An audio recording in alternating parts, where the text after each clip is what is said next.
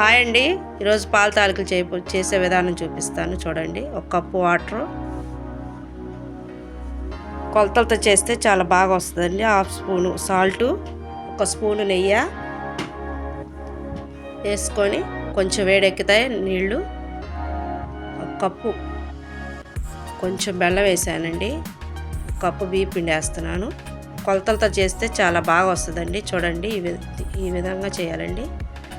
ఒక 5 నిమిషాలు చల్లగా అవ్వాలి. ఒక కప్పు బెల్లం సిరప్లా చేసుకొని పక్కన పెట్టుకుందాం, ఆరిపోవాలి. లీటర్ పాలు పోస్తున్నానండి. నీళ్ళు ఏం కలపకూడదు పాలల్లో. ఇదిగోండి, పాల తాలికలు ఇట్లా చేయాలండి. అంతేనండి, సింపుల్గా చేసేటివేనండి.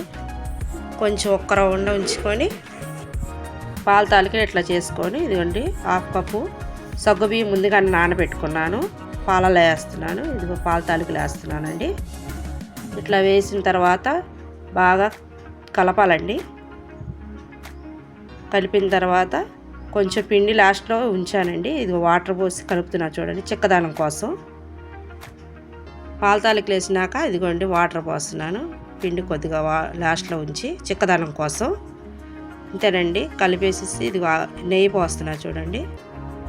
కొబ్బరి జీడిపప్పు వేస్తున్నాను. వేసి ఎరడాలుగా వేపి కొంచెం యాలక్కాయ పొడి వేస్తున్నాను.